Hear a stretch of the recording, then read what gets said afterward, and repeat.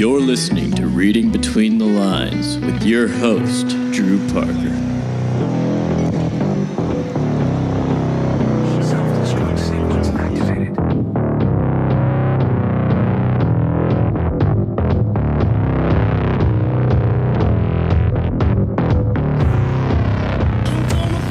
This is the RBTL podcast. My name is Andrew Parker, Drew Parker, as some of y'all know me. I am here with my co-host, John Starrett. Say what's up, John. How's it going? And we are coming at you with another week of some fun football talk. All right, check this out. Get on the hype train. Let's go. All right, Texas Tech is 4-1, and we are ranked number 25 in the 24 in the nation. We're going up. Navy's behind us right now. So what do you think about this ranking before we get started? Oh, I hope we can keep it up because nothing would hurt more than getting up there and losing and getting right back down. Yeah, for sure. So, Man, that would be a killer. But, I also don't want to be in that camp like, oh, expect a letdown, Like, why not? This is the time of the year where we can get our hopes up, you know? Like, don't let the years past, defeat you already. So this is a new year, new team, and man, we look a lot better this year. Well, before we get started, let's go ahead and plug our sponsor real quick. We're brought to you today by Blue Apron, who is a home delivery service. Farm fresh meals, prepackaged, pre-portioned ingredients delivered right to your door. Easy to make, step-by-step instructions, anywhere from a 30 to 40-minute cook time. And as for the podcast, you can find this anywhere. Kidding, you can't find this anywhere. You can find this on SoundCloud. John's YouTube page, go ahead and plug that, John. Yeah, John, JOHN, All right. You can also find us on SoundCloud that I already said. Search Texas Tech. On my Facebook page, which will link you to SoundCloud, and then on iTunes as well, just search not RBTL, search Reading Between the Lines, and it'll be the black and white RBTL logo. By Drew Parker. Yes. Other than that, let's kick things off, John. All right. This is MLB. All right. Tell me about it. So MLB is heating up a little bit. I watched a lot of baseball yesterday. There was baseball yesterday from noon to about 11 o'clock, which was fantastic. No, till about 2 o'clock. I went to bed at 1, and it was still going. There's a lot of baseball. Right. But as a little rundown for the MLB playoffs, the Yankees knocked out the Twins. The Yankees will play the 5th game of their 5-game series against Cleveland Indians today, Wednesday, October 11th. The series is currently tied 2-2. The LA Dodgers swept the Arizona Diamondbacks. Will play the winner of Cubs and the Nationals. The 4th game of that Cubs-Nationals series will be played Wednesday, October 11th as well, which is today. I just don't know when y'all listen to this podcast. Yeah. Cubs lead series 2-1. As for John's hometown team, the Houston Astros. Oh yeah, we took it 2-1, right? ALCS. 2-1. I believe it was 3-1 because it's a 5-game series. Is it? Yeah, we took that game. I thought we were gonna win straight out, but they came back and scored 10 points in the game. So. And Houston will play the winner of tonight's Yankees-Indians Game 5. There's been a lot of dramatic games so far, so I'm excited about what's to come. So that's it for MLB. I'm just excited to watch some more baseball. All right, this is time for NFL Talk with Drew Parker. Well, the Aaron Rodgers bug bit us again, didn't they, Cowboy fans? Cowboys lost a heartbreaker, 35-31. Prescott, even in a loss, balled out. He went 25 of 36 for 251 and 3 touchdowns. 1 pick, which was a pick 6 that it ended up being a pretty big. Obviously 6 points is big anyway. But it ended up being a problem because we all lost by obviously 4 points. And as far as Ezekiel Elliott, he went 29 carries for 116 yards, the quietest 116 I've ever seen. Yeah. He was part of the he didn't have any touchdowns, so you didn't see his name flash up in lights or anything like that. But he was part of that dominant first half when we got up to the 20-21 to something lead. I don't know the actual breakdowns of the game. So do you think there's a problem with the second half team play of this Cowboys team? I think it's probably our secondary, honestly. Yeah. Granted, Aaron Rodgers, besides Tom Brady, Aaron Rodgers is the greatest quarterback in the league right now, in my opinion. He's pretty darn good. If you leave him, I was talking to friends today, and he goes, yeah, I was excited that Cowboys scored, but I saw 1:13 left on the clock, and Aaron Rodgers was on the other side of the field, and I was not confident in that at all. That's what happened to the Texans against the Patriots a few weeks back. I was like, oh, whoa. We gave him too long. As for Aaron Rodgers, he went 19 of 29 for 221 and 3 touchdowns. The Cowboys actually had 35 passing attempts and 35 rushing attempts, so a pretty balanced attack. Yeah. Again, it showed in the first half. We were crushing it, but obviously the second half was a different story. As for the Cowboys receiving core, Witten went 8 for 61 yards. Bryce Butler went 2 for 57. Des Bryant went 5 for 52 with 1 touchdown. He was super active in the first part of the game. Kind of was no factor in the second part of the game. Mm-hmm. Cole Beasley went 4 for 23 with 2 touchdowns. As for the defense, Jordan Lewis went 7 total tackles, 5 of them solo. Smith went 7. Jalen Smith, his first name. Yeah. 7 total tackles, 3 solo, and David Irving went 5 total tackles, 3 solo, and 2 of those were sacks. So Irving was suspended, came back last game, one of those two, and is showing up. So I mean, obviously we couldn't get the win, but he showed up pretty good. As for some overall game stats. In terms of first downs, Dallas had 26, Green Bay had 25. It is also very evenly split between rushing and passing first downs in terms of both teams. Third downs, Dallas went 7 for 12, which isn't bad. No, that's over 500. Right, and Green Bay went 3 for 7. Fourth downs, Dallas went 3 for 3, and Green Bay went 1 for 1. Total drives, Dallas had 9, Green Bay had 7. Total yards, we actually outgained Green Bay. Dallas had. I hope Aaron Rodgers gets that. It's fine. Total yards, Dallas had 408. Green Bay had 342. Turnovers hurt us. Dallas had 3. Green Bay had 1. Dallas was 2 fumbles and a pick. That pick 6 ended up being what ended up costing us the game. It was kind of. It wasn't the nail in the coffin as to it was a lead and it made it insurmountable, but it was just crushing. Yeah. And Green Bay had 1 fumble, which I don't remember, but which is fine. As for time of possession, Dallas won that battle pretty convincingly, actually. It was 35 minutes and 6 seconds as opposed to Green Bay's 24:54. Penalties, again, kind of hurt Dallas. Not a whole lot of them, but they came in key spots. Dallas penalties went 7 for 70, and Green Bay went 6 for 38. As for thoughts of the game, I'm not on the scale of 1 to freaking out. I'm not freaking out yet in terms of our playoff hopes. You're not relaxed either, though. With the whole Aaron Rodgers. It's 2 and 3 going into your bye week isn't ideal. But granted, our schedule now gets a little lighter. We are playing a first place schedule, but it's. I'm a little nervous about it. I think we're gonna make I never expected us to win the division because I knew the Eagles were gonna be something this year. But I think we'll still get a wild card spot. If I had to put money on something, I'd say wild card. Yeah. As for the rest of the NFL, there's a few scores that I was looking at. Patriots over the Bucks 19-14. Bengals over the Bills 20-16. The Patriots and Bills are now tied for the top of the division. I'd like to call the Trash Bowl. Jets beat the Browns 17-14. The most exciting game of the year. It was the first 10 drives of that game was a awful combination of interceptions and punts. I mean, the first 10 drives with no scores. Let's see. Panthers over the Lions 27-24. It's time to start taking the Panthers seriously again after last season. Colts over the 49ers 26-23. Colts are still trash, but 49ers are just more trash. More trash. Chargers over the Giants, which makes my heart sing. 27-22. Giants are now 0-5, and any chances they had are now done. And they're 0-5 of the receivers too. Oh yes, they lost so much. They lost 4 or 5 receivers. I think so. In 3 of them in one drive, and then Odell got hurt later. Eagles over the Cardinals 34-7. Watch out, Eagles are for real and look really good. Jags over the Steelers 30-9. What? That's surprising. Big Ben went. Man, the Jags have looked good. I'm surprised. I can't pin them because their defense has been stifling people. So some weeks they look like the Patriots. Some weeks they look like the Jets. I don't know what to make of them. Big Ben in that game went no touchdowns and 5 picks. Do you have what he said after the game? He alluded to being done after this year. He said maybe I just don't have it anymore. He tells the media maybe I don't have it anymore.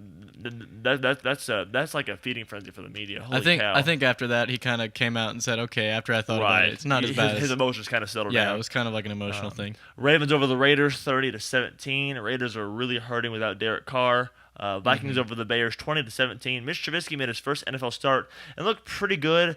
He wasn't able to finish the game-winning drive, but that's asking a lot right now, obviously. Yeah. Chiefs over the Texans 42-34. You got any thoughts on that game? Man, I can't even be that mad about the score itself. It wasn't as close as the score said. Like it was a blowout. You could make an argument that the Chiefs are actually one of the better, if not the best teams in the league this year. And even with J.J. Watt fracturing his tibial plateau in his left leg, I think is what it's called. Yes. That's one of the bones that you put weight on. Right. So that's a major injury. And they had a few other injuries as well. Merciless was injured, right? Yes. Yeah. He was another lineman as well. And so that's one of the main parts of that defense is being able to get pressure on the quarterback. And with them two out, still making it a close game, and Watson still performing. Watson to me is y'all's franchise quarterback now. Like Watson is to y'all as Dak was to us. Obviously, y'all drafted him higher than we drafted Dak, but he's still the same. The same. In a few weeks back, I was worried that our offensive line couldn't stop anything. Right. And now they're somehow at least pulling together to let him get something going. As for Watson, he had 4 touchdown passes and 1 rushing. 2 of those were in garbage time, but he still balled out. He showed that he didn't give up. I mean, if it wasn't for that Tyreek Hill return, it would have been a tie game. Yeah, if you're a Texans fan right now, you got to be excited for DW4. Chiefs are the only undefeated team remaining at 5-0, and that's no fluke. They are for real. As for some quick trade news, this dropped today. Adrian Peterson, or as some people know him as AP, was traded from the Saints to the Cardinals for, I think it was maybe a 7th-round pick. It was a 2018 compensatory pick. I don't think they've clarified what round it is yet. So they're like maybe nothing, maybe just like a 7th round. Right. But I mean, he's old, but he's still, he's still good. He's running out of tread quick. He really is. Other than that, that's all I have for NFL. The one last thing that I had for that was OBJ's ankle injury. Oh, and thank like God. specifically Man, did you see that video? I don't know if you did. Oh, it was a nasty twist. It was a gruesome looking twist. It gave me the heebie-jeebies for sure. Man, he was their offense a lot. Like you were telling me a few weeks ago that without him, their offense struggled. They hit him on a 5-yard slant and hope he breaks a tackle and goes the distance. Yeah, that's their only offense. They look like trash without him. I mean, I really don't like the guy's personality and stuff like that. Oh, he's a diva. But you can't debate the fact that he is really good. Oh yeah, absolutely. And there was even an argument that like should he have been on the field because his contract's up this year. So he's waiting on that $50 million guaranteed contract, and this injury is going to hurt his odds of that. Oh, for sure. Yeah, I heard that as well. All right. Ready to go on to the NCAA rankings. Absolutely. All right. So as for the wacky and wild world of college football, which lived up to its name last weekend for sure, the AP Top 10, we got Bama, Clemson, Penn State, Georgia, Washington, and TCU. Shout out TCU. I don't like you, but you're climbing up the ranks and you're representing the Big 12 well. Yeah. Then we got Washington State. Shout out to Mike Leach. He is. Dude, what? They're one of those teams that nobody is taking them seriously yet, even at number 8. It's because it has that air raid, gimmicky looking offense, but man, it's solid. And Washington State is followed by Ohio State at 9 and Auburn at 10. Other notables: Miami at 11. Oklahoma at 12, whereas I like to say Oklahoma. It's fine. USC at 13. That was a bad loss, though. Oklahoma State, I believe Oklahoma State climbed 1. They were 15, now they're 14. Yeah, bye week will make you go up, apparently. Virginia Tech at 15. Virginia Tech is one of the. They're not going to make the playoffs, but that team looks really good. Granted, their only loss is to Clemson, which is number 2. And they're what? Is that no? That's not the only loss to West Virginia. West Virginia did lose to them at the beginning, but Will Greer was still getting his bearings. Right. And so that game might be different if they played it this week. And what else do we got? Michigan at 17 after losing at home to Michigan State, which hurts Jim. He's not going to get fired, but it hurts Jim Harbaugh's reputation a lot because he's still trying to get over the hump of get to the Big 12, get to a Big 10 championship. Talk about a fan base with a high expectation. Right. It's championship or bust for them right now. Yeah. South Dakota State at 19, NC State at 20. I thought they were going to get destroyed by Louisville. They ended up beating Louisville. And then our I just blanked on my words. Our one and only Texas Tech Red Raiders at 24. Oh yeah, I am for the first time since 2013. Which I think that wasn't that was Cliff's first year. Was that only the coaches poll? Or was that an AP poll? I think it's talking about the main poll. Okay. So a few of those moves that I see: TCU moved to 6th from 8th, so they moved up 2. OU went from 3rd down to 12th. Texas Tech goes from unranked to 24th, and West Virginia from 23rd to 27th if you take the points, if you take the number of votes. Right. But, you can make an argument that West Virginia might be the best team with 2 losses. Like, they're... In our conference or in general? Maybe in general. Okay. I would have to look to see if there's other teams that are ranked above them that have 2 losses. But as far as 2-loss teams goes, that's a good team. And the first one-loss team to show up in the AP poll is Ohio State at 8. So we still have, unless it's undefeated that's ranked lower than 8. Yeah. As far as undefeated, there's only 8 undefeated teams left in the country. As far as I'm aware. And I like that CBS 1 through 130 poll. Right. Tech moved from 36 to 26, so they're right outside the top 25 in their poll. Huh. Okay. This week's opponent, West Virginia, is ranked 28th in that poll as well. So we're very hovering around the same area. Even beating a crappy Kansas team like we did will put people on notice. It really will. Because years past, last time we played in Lawrence, it was not that way. We won by a pick 6 at the end and only won by 10 at the end. So as for some other Big 12 scores, Kansas is beat Texas beat Kansas State 40-34 in double overtime. This is interesting games from last weekend. What do you make of Texas? I don't. You don't make anything of Texas. And I hate how the rankings do this, because right now, if you look at the Big 12 standings, they're number 1 because they're undefeated in conference play, which I can't stand. I get that conference play is what matters, but if you go 9-0 in conference play and have 2 losses in your non-conference, you shouldn't get the title, which you would, but that's stupid. Yeah, but if you win all the other games, you probably are not going to go 0-2. Not Texas. I don't care. They don't deserve anything. Nope, not a chance. All right, so run through all those matchups and tell me what you think about them.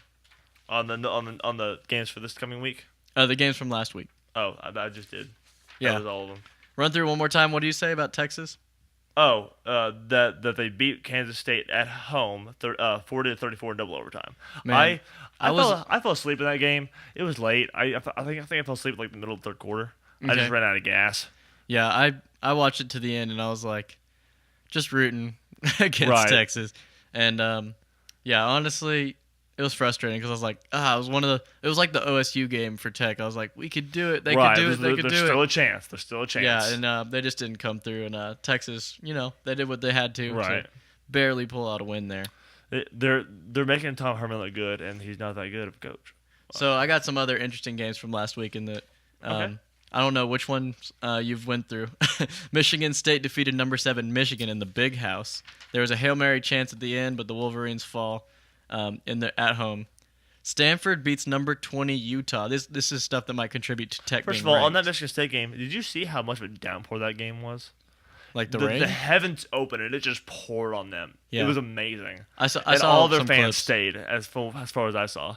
Yeah, and still, man. Okay, so Stanford beat number 20 Utah in Utah, 23-20 in a late night game.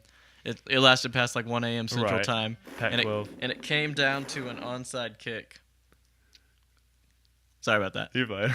Maryland called me apparently. Someone from Maryland. No, thank you.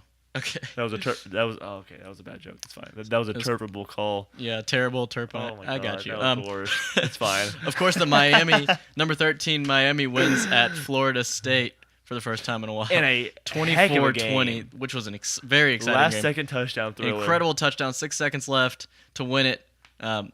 Man, with 19 seconds left in that game, there was a 92% win percentage for FSU with 19 seconds left. That 8% will bite you, though. And number 13 Miami beats them. All right, LSU defeats number 21 Florida 17-16. On the road. And check this out. The extra point was missed for the tie, and that's the difference No in the way. game. It was a missed extra point. And that's fantastic. Oh, Florida is... And that's why Florida went down. Florida is one of those teams where they got a lot of hype before the season got started, but they have fallen off the map. I don't know. I mean, they have an anemic offense, but boy, they just. I mean, you shouldn't. I mean, LSU is another program that is just wallowing in mediocrity right now. And the fact that you lose at home to a program like that is just. You shouldn't be doing it if you're Florida. Yeah, for sure. Okay, some Big 12 matchup games. We have to mention the Iowa State beating number 3 OU in Norman, Oklahoma. Ooh, and they planted the flag. And literally, there was an audible point towards the end of the game where someone from the Iowa State sidelines or someone on their team goes, "Who's your daddy?" And I was like, "Oh." The results are in. Hold on. It's fine. I was gonna make a Jerry Springer joke. They're like, the results are in, and Baker, Iowa State is your father. It's fine. I butchered it, but it's out now, so it's fine. Okay, we just said goodbye to our last viewer. What a freaking for anyone who is still left. No, okay. So of course we already went over the Texas defeating Kansas State in Austin. They had to go to double overtime. TCU West Virginia. That was just a solid all-around game. TCU defeated West Virginia 31-24. I think it was a 7-point game at the end, if I can do math properly. It was a great game, and man, I was rooting for West Virginia because we're playing them this coming week. But man. Yeah, what a good game, and it was a lot of fun to watch. Did you hear this? Iowa State actually beat OU with a quarterback that had never started a game in Norman. Really? Is it never played a game in Didn't Norman? They pull their linebacker? The guy that isn't he the guy that they just traded back in? I have no idea. You know how they had that guy that transferred? I think it was Lanning transferred to middle linebacker. I think they brought him back in for that game. That's how they won, I think. That's nuts. Okay, someone needs to fact check this. So in the comment section, you can tell us facts if we're wrong. Facts are unchecked and bias is unfiltered. Wow, English is facts are unchecked and the bias is unfiltered. I love that. We just came up with that at one random point. All right, we're all over the place. Let's see. That's pretty much all the last interesting games from last weekend. All right, now let's talk about interesting games this coming weekend in college football. Want me to start, or you got it? I'll start us off. Go ahead. Number 6 TCU is at Kansas State this weekend. TCU is a 5.5 point favorite. Who are you taking in that game? It's kind of surprising. Versus the spread, or just? I figured versus the spread. We'll do that. Make it interesting. I'm gonna go TCU by a touchdown. See, I thought it'd be a bigger spread. I mean, it's not on the road, but still, TCU. It's 11 a.m. kickoff, so that helps the road team. But if you're Kansas 8, State. you should be doing something more than 5-point victory over Kansas State. I'll take the spread and TCU. I mean, it's an easy call for me, but I just think the spread should be higher. With a team that hasn't lost so far, right? Going into a team that's already lost 2 games.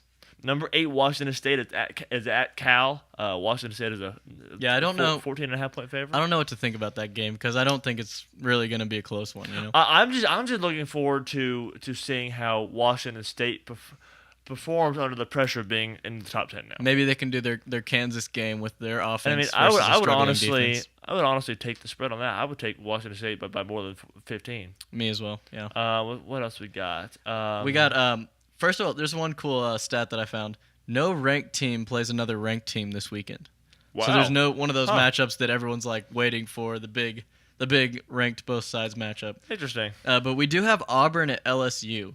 Auburn's, I believe, 6.5 point favorites. It's a 2:30 kickoff time. What do you think about that? Number 10 Auburn with Jared Stidham, I think. The ex-quarterback commit for Texas Tech. Auburn and who again? Auburn and LSU. So LSU is no longer ranked. I think Auburn will take them. I mean, I don't know why they wouldn't. Yeah, I just thought that was an interesting game. Right. And they should, yeah. Number 17, Michigan at Indiana. Now, normally I wouldn't really put this game. But it could be let down. But it really could because it's a 7-point spread to Michigan on the road. They're at Indiana. I think Indiana might. They're a pretty solid team. Right. I mean, people really have underrated them as a team. And we also have West Virginia. Sorry, not West Virginia. Because that's a trap game. OU and UT, Red River rivalry. Red River rivalry. That makes my stutter go nuts. But I don't know how I made it through Red that. River rivalry. Red River shootout. But we're PC, so we'll go rivalry. OU is a 7.5 point favorite. You're laughing at my bad jokes still. Yeah. The Cotton Bowl. OU 7.5 point favorites for the 2:30 kickoff game. Did you know that? Oh my gosh, tickets start at $182 for that game. Yeah, it's very expensive. I will. You know, that's one of the games where you don't know. I don't care if OU is 1 and Texas is unranked. You always get a good game. And yeah, even, Texas and plays even their if it best doesn't- game against right. OU a lot of Which years. is stupid because it makes them look good every year. But it makes them look better than they are. I also got Baylor at Oklahoma State. Oklahoma State is a 25.5-point favorite. Who are you taking on that one? I'm saying they cover. Woo! They cover 25 and a half. And Baylor will be 0-6. And Baylor will be 0-6 because they're at Oklahoma State. It's a 2:30 game. It's not an 11 a.m. game. It gives them a better chance. Man, they have something to prove right now. Oklahoma State does? Yeah, they're fighting for their chance to be in that playoff. Yeah, one loss, you can make it in. I just find it funny how the alphabet has more W's than Baylor does. How long did you think about that? About a week now. And it will continue to do so, hopefully, for a couple more weeks, if not the rest of the season. Right. Oh, that was gag worthy. I know a lot of people laugh. That made me So laugh are you taking so the hard. 25.5-point slide? Oh, why not? Baylor sucks. It's just fun so far. Oh gosh. All right, let's see. Navy versus Memphis. Navy's 5-0, ranked 25. Memphis is 4-1. They're at Memphis. Got to help out our ranked brothers. I'm taking Navy. They're a 2:45 game. Memphis is favored by 3.5, and I've watched one game or two game this year. 3.5. Wow. Memphis is favored, and I'll take that. I'll take Memphis winning that game because I've watched them play a game and they fight. Really? Man, their game against the only game I watched about with them is the game against UCLA, and they scored a lot of points there. They might be the team that gets away with the most targeting penalties and doesn't get called. They are tough and they are not afraid to hit you in the face. So I think that's what they're going to do. They're going to take advantage of Navy coming in. Hopefully, if they can handle that weird offensive style Navy has. So I would call this game the Trash Bowl, but now we have Baylor in the Big 12, who is just mopping up the rear end of the conference. But that was a weird way to say that. But Kansas at Iowa State. Which in previous years I would have been like, no one cares, but this year Iowa State got 5 votes for the top 25. I want to see Iowa State keep going. I don't. I don't want to see them like beat us, but I want to see them. I want us to beat them 102-0. Yeah, obviously when we play them, we want to win. If we score 3 digits, we might be top 10. We scored 3 digits. We score. You know what I mean? Over 100. If we score 100 points. Let's go. Someone needs to look that up. Has that ever been done in the modern football era? Actually, no, it wasn't modern, but it was Georgia played somebody. I don't know what the and they won. Somebody. Oh, they won like. I have it. I have a picture in my head. I can't recall the same score, but it was triple digits to nothing. And it's fine. You don't have enough time to look it up right now, but I know it was Georgia Tech, I believe, and I think it was like 130-0. But anyway. That's crazy. Other than that, that's all I have for interesting games. Except for our one and only, which we're here for. All right, that sounds good. Yeah, we will definitely get to the Tech game, of course, later in this podcast. Will we? No way. It's fine. And of course, they're 3.5 point underdogs at West Virginia. 11 a.m. kickoff. ESPN FPI gives Tech a 54.7% chance of winning. It'll be 10 a.m. where we are. We're going to be waking up and watching football already, and I'm going to be loving it. Oh, it's good to get up and have some football in the morning. No, but these 11 a.m. games, we'll get to that too. I'm really freaking tired of that. It's driving me nuts. Yep. Okay, so this is Miscellaneous Tech Facts. All right, I'll start us off with Miscellaneous Tech Facts. Okay, Nick Shimanek now has 1,811 yards with 14 touchdowns, 3 interceptions on the season. That means he's on pace for 4,300 yards and 33 touchdowns. That's a pretty good season. All right, Justin Stockton is the leading rusher with 385 yards and 4 touchdowns, and 1 touchdown receiving as well, so 5, I guess, total touchdowns. Desmond Nisby takes his stats all the way up. All the way up. Nothing can stop me. I'm all the way up. Desmond Nisby now has... Thank you for your singing, George. I'm so high. He has 6 total touchdowns after a 4-touchdown day with 197 yards. And that 4-touchdown day against Kansas it put him up. And it's hard to tell if that was a weak defense or to what extent. Probably a little bit of both of Nisby really starting to click. Kiki Cutie still leads the team with 586 yards, 5 touchdowns receiving on the season. And he looks fine in the Kansas game. He looks like he was doing all right. I don't know if he was 100% quote unquote. Yeah, he pulled out a few times and just trying to make sure that he doesn't push it. There was no brace, no wrap. In terms of like aesthetics, nothing was on his knee. So yeah. You know if it was right or his left? I'm not sure. Okay. But I know that he looked all right. He's always right, so I guess that's right. His 80% or whatever he was at is still really we're so professional, John, aren't we? Probably a lot better. That's all right. It's just one of those days, man. We're excited. It's the middle of the season. Off the rails. Let's we go. are ranked. We're bringing this crazy train off the rails. Ozzy Osbourne, what's up? Shout out. Okay. Oh my gosh. Tech's passing offense is 4th in the nation with 386.6 passing yards per game. So 4th in the nation in passing offense. Rushing offense moved up to 68th from probably 94th or 98th in the nation at 163.2 rushing yards per game because of the big day with over 300 yards rushing for Tech. That's ridiculous. That's pretty cool that they moved up 30 spots or something. It was the first time we were over 300 since 2012. Yeah. And I don't know who that was against, but I know it was 2012. So, fact check. I don't care. Yeah, I'd need to look at that. It was probably some team we blew out then, too. Right. Because when you have a running game like that, man, it's hard to stop you. It must have been not DeAndre Washington. Yeah, DeAndre Washington. DeAndre Washington was here that year. So. Yeah, must have been him. He was shifty. Anyway. Let's see. Tech is... Let's go. Yeah, Tech is tied for the first in points per game scored with 46.8 points per game out of all of college football. The FBS, of course. 46.8 points per game. Tech's defense has allowed 27.8 points per game this year so far, which, oh my gosh, is such a difference. It's ranked 80th in the nation. That's it? I mean, granted, I said that's it. We were 128, so we literally were last, and now we're 80th. And remember last year, if we talked about this to a certain degree, we said if there's any improvement on Tech defense, right. Last year, if we had the 80th ranked defense, we had 9 wins. You look at the games. Oh, absolutely. And with Mahomes, we would have 10, probably. With that 8 points, because, averaging 8 points fewer for the other team, we would have won 9 games. Which is crazy to think that we won 5, and the difference of that many games within 8 points difference. So this is the cool, advanced stats, I guess. Tech ranks 4th in turnover margin with +9, 4th in turnovers per game with 2.8 turnovers and I think we had had 14 turnovers total when we had 13 last year. Yeah, we've already surpassed that. And then we're 4th in defensive touchdowns in the nation, ranked and that's 4th in the nation at defensive scoring? Of course, that's 3 touchdowns scored on defense. True, right. But, man, when you're ranked in the top 10, top 5 in some different categories across the board, offense, defense, well, not special teams. We've had some struggles with that. Oh, my gosh. We'll get to that in the Kansas game notes. Jeez. But, man, do you have any just random facts about Tech, not specific to the Kansas game?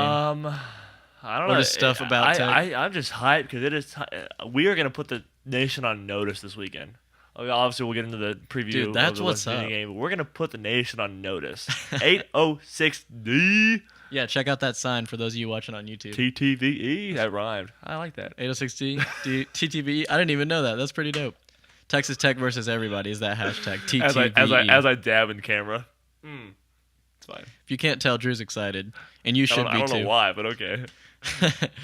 All right, this is Game Notes versus Kansas. The script in relief of Bender, and he just threw a pick. That ball is stripped. Touchdown, Texas Tech. Justice Parker with a pick 6. And Texas Tech grabs momentum right back and goes up 41-19. All right. Plot twist. That's my brother. Kidding. He's black. I'm not black. That guy's white. Is he really? Yeah. He's a country boy. Are you serious? Okay, yeah. well then, they did a post-game interview. We don't check our facts. That's fine. Yeah, that was it Justin Park? Justice Parker. Yeah, with he strips the ball, then he picks it up, then he runs it in for a touchdown. And talk about it. That play. I mean, I'm not taking anything away from him, but I think half of the Kansas team thought it was an incomplete pass because they didn't move when he picked it up. Well, he caught the ball and then he made one step, maybe 2. And then the ball was pulled out as soon as after he made that turn. But I don't think Kansas knew it was incomplete. In the first place. It was also so bang that he never. Right, true. No one had an angle to catch him because he was already going. As for some game stats, we got Shumanek 19 of 24. I'll take that all day long. 233 with 2 touchdowns and a pick. I don't remember who got his pick, but I knew there was. Well, you got to blame it on somebody. I guess it is Shumanek's fault, but it was really the fact that our O-line, choked and basically he got hit and it made the ball go overthrown. I believe. Mean, he had a QBR of 61.5 in the game, so it wasn't an outstanding game, but he didn't need to be. And it was such a blowout that not only did FS1 switch our game, which was hilarious, but Carter came in and went 3 for 3, 57 yards and a touchdown. So I think Carter's perfect and has like 2 touchdowns. Yeah, because I think in the first game he's 6 for 6 now. Oh, is he? Okay, cool. Awesome. I don't have that stat with me, but I know that he's perfect. Don't and quote he us. Has like we're not professional at all. 2 touchdowns. Blue Apron, I'm sorry. As for some rushing, Stockton had a career-high day, 15 rushes for 161 and a touchdown. I don't remember his touchdown, but he obviously had one. Nisby, 11 for 93. I kind of wish he would have broken that 100-yard mark, but he had 4 touchdowns. 3 in the first half. That was fantastic. For 93 yards. One was 50-plus, right? Or was it just past the 50-yard line? It wasn't 50-plus. I think it was 40 or 42. And then he had one where he literally ran over a guy to get there, and then he had another one where he just jumped over the pile. Nisby made some of those defenders look like high schoolers. He really did.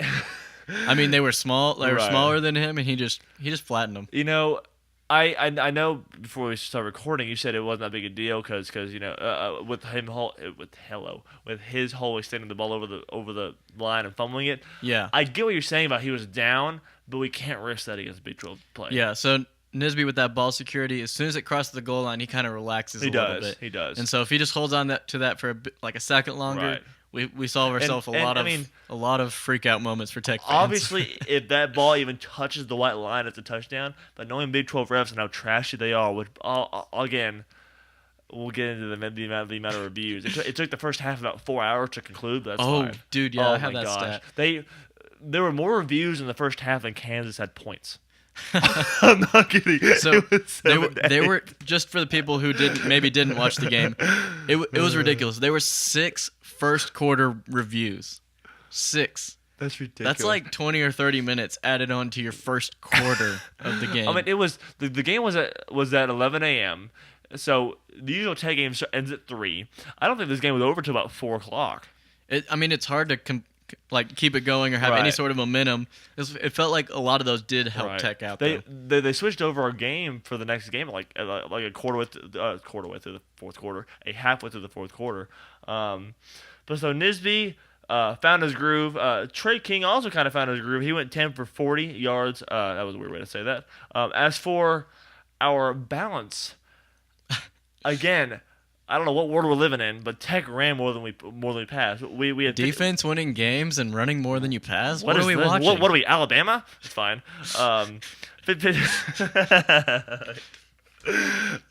Drinking the Kool-Aid. I love this podcast. We had 52 rush attempts for 333. I almost said that. I did say that. 313 is what I meant to say. 57. Wow, I am butchering everything. 27 pass attempts for 290. Again, Shimanek had 230 of that. As for some receiving, like we said earlier, Cutie looked fine. No brace. He didn't look 100% There was a few times where he came up on the sidelines like, I just want to make sure. That's more scary. We're playing Kansas. Than anything. I'm pretty sure I could outrun the Kansas corners, but anyway. Well, it's more like don't injure yourself against Kansas, like Mahomes last year. I mean, a big road game coming up. Was that some shade you just threw? Well, I mean, it was one of those where you gotta go down at a certain point. Right, and Mahomes, he was trying to be a hero. He was trying to be a hero, and I think, against Kansas too. Dude, we have major karma. Okay, I didn't write this anywhere in my notes, but we have like a major karma problem with the way we hype up players versus them getting injured. Okay, or having just terrible struggles. Clayton Hatfield last year. We should hype up Willie's then so he gets out. He didn't even start this game. I don't know if you knew this, but Quan Shorts had a pretty good game. But, okay, so last year they had a video called, I forgot what it was, but so Clayton Hatfield was showing you how to kick an extra point. The next game he goes and misses an extra point. He was like, it's called Don't Sweat the Technique, was the Tech Athletic video. Are you serious? And then we made 10,000 flexing like Mahomes shirts, like those red shirts. Was that the same game? That game he gets injured. Oh my god! Now before the OSU game, we have the special, the feature on Kiki Cutie, and then he gets hurt and has a knee injury in that game. And this week, was Stockton's special. Oh no! Yep. I just watched that earlier today. I'm all about conspiracies and stuff. So his stock is gonna drop a ton. Man, whenever we hype some player up, it just seems in the past year or two that Man, there's been how some. About we hype up, how about we hype up Greer, which is the West Virginia quarterback, and maybe he gets injured. Yeah, let's just hype up the whole West Virginia team. Make a Tech athletic video for them and tell them how good they are. If this is true, I would laugh so hard. It's fine. But no, I mean, you can look back at a lot of these videos of these players. It's kind of like the Madden curse, to where like when anybody, granted it hasn't happened to Brady yet. He was on the last cover, but any player who's been on the Madden cover has gotten hurt the next year. And I mean, minus this year to where it hasn't happened yet. Yeah. You can track it like 8 years back, and it's proven itself. Like Gronk and I don't know. That's only one because of mine, because that's the latest one. But Gronk got hurt, and cool. That's all I have in my head. Yeah, that's all good. So I have more like in-depth notes about the game. Just like as I was watching, I typed some notes to show you kind of how good Tech did play. Okay, so Tech started with 7 points for the first time this season, and of course against a full Power 5 team in a full drive. Okay, so like going down the whole field. And then 3 straight touchdowns gets them out 21-0 early. I was so happy to see that. We finally had a fast start, and it looked like they had no chance at No, this time. absolutely not. Like you could say that from the first drive, we knew this was going to be It was like blowout. a hot knife through butter, just no resistance. Yeah, it looked like they were playing with 10 men out there. Right. I was like, how are there so many spaces? Wait, they weren't? Kidding. Okay, Lols. Tech got their first 4th and short defensive stop in the first quarter, and then scores against a Power 5 team, and then scores a touchdown on the next drive. So 4th and short, and then they do it again. They get another 4th and short stop. They by a great play by Des Smith coming around the edge, like cutting the guy off. You know, if he doesn't make that cut, he gets the first down. They continue the drive. Who knows what happens in the game? If you include the 2 turnovers on downs in the game, Tech actually has 38 of their points off turnovers. Yeah, If you include turnover on downs. it was almost like every time Tech Right. had the game, it was a short field, whether it was a good return or whether it was one of those crazy fumble, interception, return, whatever it was. So Dakota Allen comes up with another interception, spying on Kansas quarterback Peyton Bender, and Tech scores 7 off it. So we got 7 off of 3 different drives where we stop them or we come up with a pick, and we get 7. Against Houston, we didn't do that. I'm going to have something. To touch on our secondary a little bit, Yeah.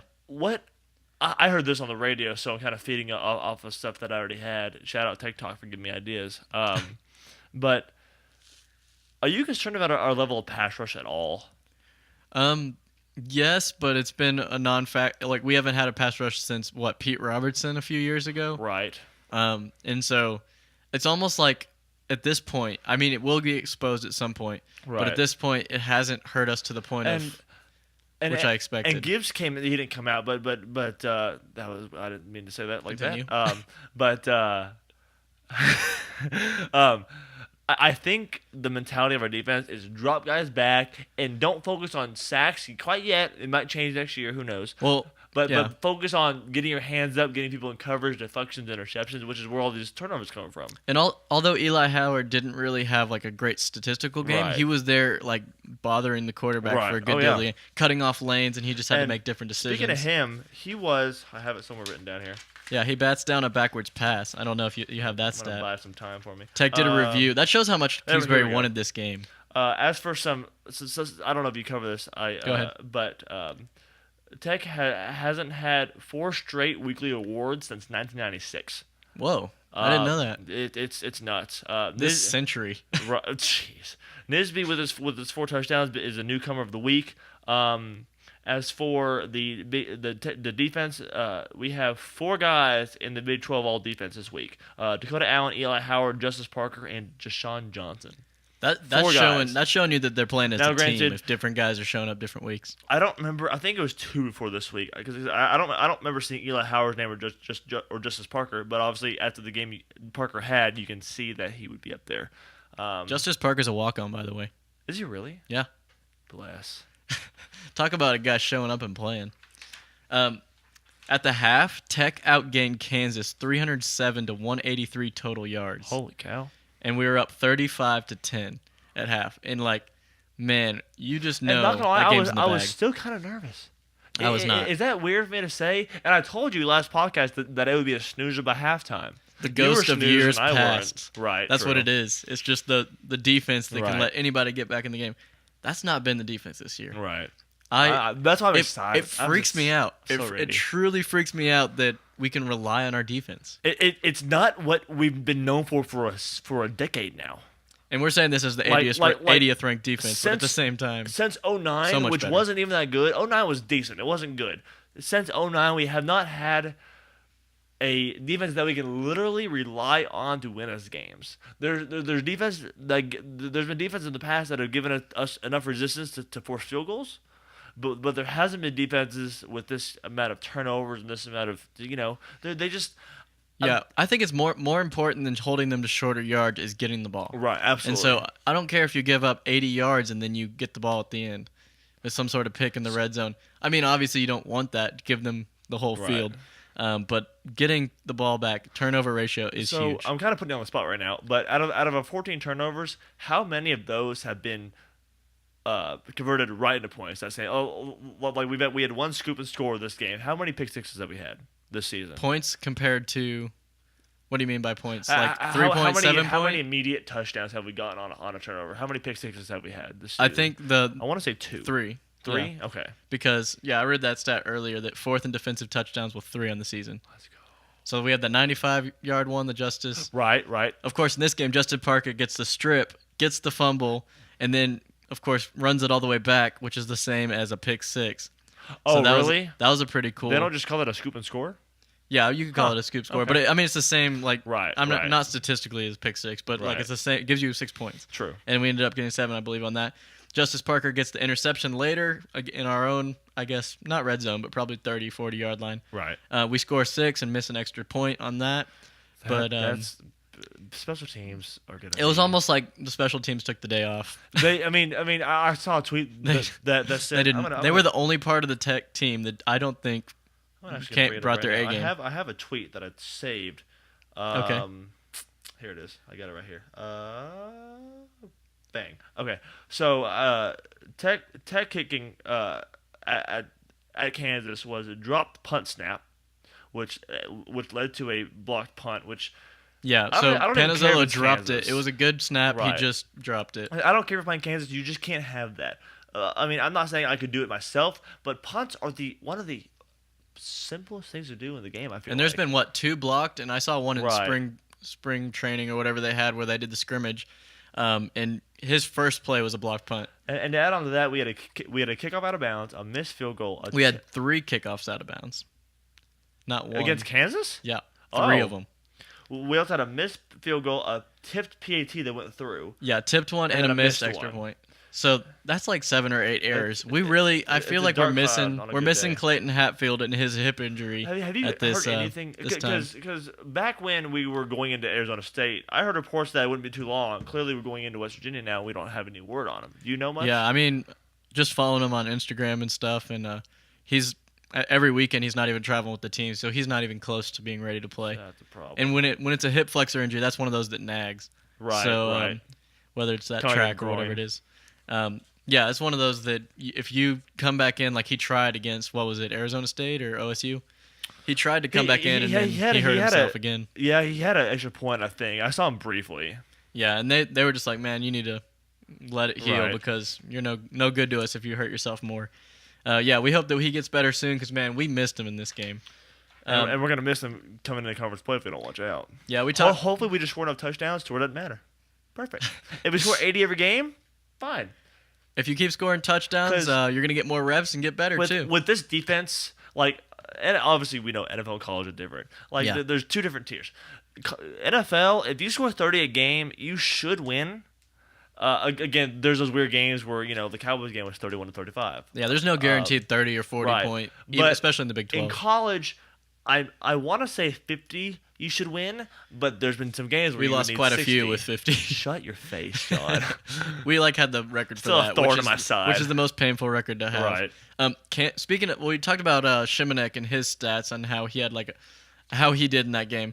Kansas QBs, they kind of did a little thing where they traded them back and forth. They had a more mobile QB, just kind of something like Stanley. I mean, the only person I've seen make that work is UT with the 18-wheeler package. Well, OSU did it a little bit with their running quarterback. I forgot who that was. That was a pretty effective. When they got in the red zone, they kind of did that. I was too busy crap my pants. That was a pretty effective one, but they stuck with Rudolph, and I think that's even a better one. So these 2 Kansas quarterback combined 23 for 43 with 256 yards. Yards sound big, but 1 touchdown, 2 interceptions. for their quarterbacks. That's Bender and Stanley for them. Tech won the time of possession with 31-12, so it was basically about even. Tech got 4 turnovers and had 2 in the game, so that's +2. We're keeping that stat moving up. As long as you have a plus in that margin, that's a good thing. Did you touch on the total yards? We had 603. Yeah, I have that. We have 603, and they had 368. We outgained them by 235 yards. That's pretty nuts. We outgained them by their game. We outgained them by almost as much as they scored in the game. That's fantastic. Tech has 30 first downs to Kansas's 17. When you're dominating them in first downs, right. When you double them. But that also means that you're clutch in the third down department. Tech only had 2 penalties for 21 yards in the game. Now, that's a stat that we need to harp on. There's a little asterisk because they don't include kick penalties. So our out of bounds kickoff, those don't count. So but those are automatic. I believe we had 5 total. Yeah, 5. But with the 3 we kick only out of bounds. 2 were team penalties that count in terms of stats. Tech had 52 rushes in this game for 313 yards, which is 6 per attempt. To touch 6 on penalties yards. real quick. Yeah.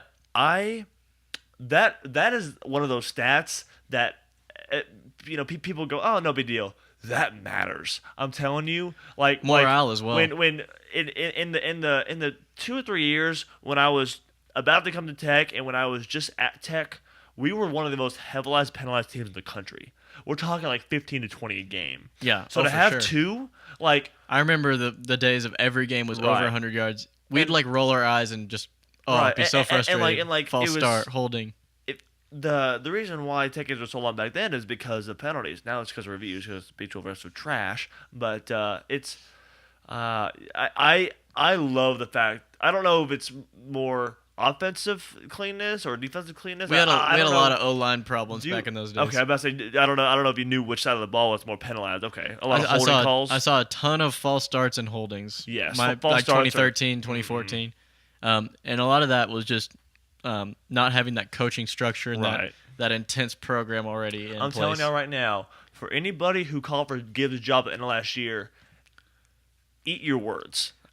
I'm eating mine because I was like, Gibbs. But part of it was that he changed. He changed? Yeah. What, clothes? He was dropping coverage, dropping cornerbacks 10, 12 yards off the line of scrimmage. He had this scheme that was sitting back and sitting back. But he's not to the same degree. He's not. I mean, he's bringing blitzes. There were times where he was like, I refuse to blitz, and they would just throw 5, 7 yards again and again and again and again. And I think he's adapted. And he's like, well, you know what? Sometimes you actually have to blitz to get by, especially in the Big 12. Tech's passing game averaged 10.7 yards per pass for a game. I will take that all day for long. A game that you thought, QBR 61, Nick didn't have a good day. Over 10 yards a pass. That's a pretty good passing day. So I have a little food for thought. I just popped in my head. I don't want to forget it. Go ahead. Take Kansas, Iowa State, and Baylor. And I know our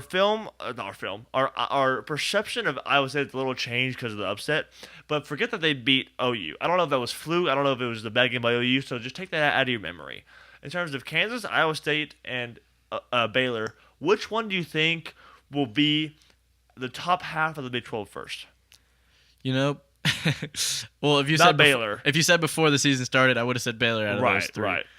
Now, I really think Iowa State is the best of those 3. I'm telling you, if you can go into Norman, which is already going into Norman is like when going to Alabama. I mean, I think they were just an okay team as well before that, but you can make an argument that OU is looking ahead to Texas in the biggest game of the year. I mean, now I saw an interesting stat. Every 2 out of 3 teams, what was it? I think it was two of the. I'm gonna butcher the stat, but anyway, I'm gonna just say it simplified so I don't mess it up. There's, I don't know how to say it simplified. I'm gonna say it as I remember hearing it. I might be wrong. 2 out of 3 of the one-loss teams getting in have lost to undefeated have lost to unranked teams at home. So Oklahoma's not out of it by any means. Now, yes, the fact that you're favored by 30 points is a problem because you should win those games. Yes, obviously. But I'm telling you, especially at home. Like going into Norman is like going into Alabama. You don't win those games. Like for us, I mean, spoiler alert, I have They're us, historically good at home. I have us losing to OU. I don't even care how good we're playing. We're losing to OU at home. But yeah, that's my rant. Okay, yeah, that's nuts. No one should be able to beat OU at home, right? Especially Iowa State. Okay, so and planting the flag in the middle. Thanks, man. So we held Kansas to 112 rush yards in this game. That's going to be crucial the rest of the season. 112. How was it split up? Was there two different running backs? How was it? They had a few, but they had a guy who rushed for like over 200 or something like that recently. Really? And so to hold their entire rush offense to 112, which is mediocre by some team standards, but man, 112 in the Big 12, that's good. I'll take it. Yeah, you remember me talking about how Tech had been sub 500 for third down completions? Yes. In this game, we were finally 8-14 on third down completions, which is over half. What's up? And oh my gosh, we need that so bad. KU was 4 for 17 on third downs and 1 for 3 on fourth downs. We stopped them the first 2 times they went for it on fourth downs. Okay, of course, there's an easy one at the end. But, man, that's crazy. I would have loved to see 72. I mean, that's just me. I mean, obviously, Cliff's classier than I am by all accounts. But I would, because, I mean, obviously. You'd run up the score? I think obviously the way we beat them is why we're ranked. Yeah. Not that 7 points would have made that much of a difference. But you take this into account. Cliff called a replay when we were up by like 30 points to get that Eli Howard turnover. That's amazing. That's Cliff is Bay. I don't care what you say. I mean, he's like my guy deserves his forced fumble. Right. Like he deserves because that was a backwards pass. He's right. Oh, that's what it was. I was wondering what that one was. So he threw it, and the guy was like 3 yards behind the line of scrimmage. It was a backward pass. He hit it. They called it dead. Right. But we picked it up, and they were like, they reviewed it, and they're like, yep, that was backwards. And so we got the ball back. Eli Howard's like, yes, got a good stat on the stat board. So I'm gonna ask this again. I don't know how long we've been going on this. I know we need to get to the next segment. It's all right. But I asked you this. I think going to OSU or coming out of OSU. I don't remember which one. But out of 0 to 100%, what is the picture of our team you have right now? Okay, I was at 55. Yes, which I thought was super low at the time. Yeah. Now I think I'm gonna go with 68. So we're getting close to 70%. We still have over half the seasons to go. In my grade book, it's fine.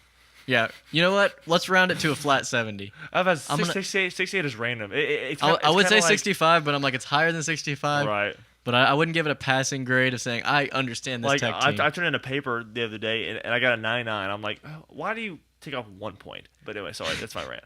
Humble brag. I didn't realize that. Anyway, it's fine. I'll just dab on him. In terms of percentage, see, I hate. I'm hesitant to say anything. I know. I kind of put you on the spot, and now I'm not answering it. But I am so used to Tech being awful at defense to where I don't know when the other foot's gonna drop. I don't know when it's gonna be like, okay, we're great. Oh, we just suck again. Like I don't know when that game's gonna be. It could be next week. It could be the week after. I don't know. But you could argue it was the OSU game too. But I'm waiting for the other foot to drop because. I mean, I would say like 75, but it's just I'm always in that let's see what next week brings mentality. Yeah, to say I have this team figured out. Right. If I did, I wouldn't. I just don't understand how we could have like 80% or like 70% of our yards coming from running 1 week, 80% of it coming from passing the other week. It's just hard to find out our identity as a team, and that's why I say bless you. That's why I say about 70. But here's my last stat that I have from this game. Kansas had no points in their last 6 possessions. So we've been talking all year about how we need to close out games. Right. And our defense, even though they didn't have to, even though they're way up, they still closed out the game with the last 6 possessions, 0 points. In the third quarter, I believe it was 35-19 in the third quarter. I was getting a little nervous. Were you getting a little nervous? They made a push. Yeah, I was like, okay, this is like the Arizona State game. What's gonna happen? But I said I still felt like we were gonna win, but there was like a little bit of doubt in the back of my mind that they had a chance. It was the how close this game gonna end up looking when we do win. Yes, it felt like this was gonna be a much closer game than we previously expected. All right, anything else on that topic? I'm clearly as the amount of times that I've dabbed will tell you that I'm hyped up. I'm ready. I'm ready for this weekend. All right, so I'm going to start reviewing all the things from last week. Sounds so good. This is reviewing rapid-fire questions from last week. You are a huge nerd. So I'm just going to run through this whole right. section. So I asked if Tech was going to win the turnover battle against Kansas. We both said yes, 4-2. So we both got yes on that. Do we finally score on our first possession? We both said yes, and Let's they go. finally did. Does Tech get a second-half pick in this game? I said yes. The answer was no. You said yes as well, because both of them were in the first half. Does Tech get a defensive touchdown in this game? I went with yes. You said no, and so I got it was yes, Justice Parker. It is considered a defensive touchdown because it is a strip return for a touchdown. Will one of Tech's backup receivers have a touchdown? Yes. Technically, Willies didn't start, and he did get a touchdown. Let's go. But you can make an argument that also Quan Short scored as well. So even if Willies did start, the backup did score. We're gonna anyway. get into that. I'm gonna have some fire spitting out of my mouth. All right, we both did say yes in that. Does Nisby finally have a breakout game? We both said no, and he passed. What did he have, like 3 the last game? Yeah, no, he had 5 rushes for no yards for and a 0. touchdown. Yeah, because of the negative plays. Right. But 70 plus yards was the metric, and he got 93. So we're both wrong about that one. Does Tech have a better overall game? Wait, hold on. The metric for the breakout is 75 yards? Well, I said 70 for the last question. I lowered the standard. If I said 100, he wouldn't have broken it. But I did move it down to 70. I might have to move it back up. Does Tech have a better overall game than the one 2 years ago at 11 a.m.? Remember that 30-20 win? And we both said yes, and much better win. Yes. We look like a completely different team than that lackadaisical team 2 years ago. This was a fun one. I like that word. Will crickets be chirping by the start of the fourth quarter for an empty stadium? You know, I heard a lot of noise coming through. It was Tech fans. Shut up. But it was Tech fans. Let's go. That's what I was about to say. It was Tech fans. So you can make an argument, yes or no. I'm going to say no. It wasn't an empty crickets chirping silence. Did you see in the stadium? The overview of their stadium? It looked sad. It was funny. It looked, the amount of fans they had was the amount of fans that TCU had at their stadium, and TCU was playing West Virginia. Like, wow. TCU had not to get on my soapbox or off topic, but TCU had a abysmal attendance at the game. And for a big game when you're 8th in the country, are you kidding me? Yeah, I expect that to be sad. packed. Might be people. I don't know. Game day was there. Are you kidding me? I don't know what you're missing. Can you imagine if game day was here? We'd build another stadium just to hold everybody. Might just be that their fan base is smaller than ours. It's pretty scrubby. All right, so if you count the metrics from what I got 6 out of 8 right. Drew, you got 4 out of 8 right. If you want to flip that last one, it's still 5-8. About so yeah, I think I won that one. So let's review last week's over under. Okay, so over under. I'm just gonna read them and say what we said. Tech gets back up to 450 total yards against Kansas. We both said over, and it was over. OU over under OU. Tech sacks Kansas 3 times, and I said under. You said push for 3 times, and we got 1 sack from Colin Hill, so it was under on that one. Kansas sacked Shimanek twice, 2 times in the game. I said over. You said sack Shimanek. Say that 10 times fast, people at home. I said over. It was 3 sacks, so we did get over 2 sacks. You said under. Kansas has 130 rushing yards against Tech. We both said under, and we kept them to under 130. 60 total points in this game. We both said over. Of course, it was over. Tech scored 16 points in the game. Let's go. Tech gives up 2 turnovers in this game. We both said under, and it was push. We gave up exactly 2 with that Stockton fumble that Drew says he doesn't remember. I really don't. I honestly don't. I was tired because I was up late at the Wesley the night before, but I don't remember that at all. I was probably asleep. You want to plug the Wesley right now? I will do it later. It's a cool place. You should check it out if you're in Lubbock, Texas. Is it really? I didn't know. That's fine. Go ahead. Kansas gives up 100 rushing yards defensively. We both said over, and it was over. We had 313, so 3 times the expected. Dang. That's pretty good. That is what are we, Alabama? Are we a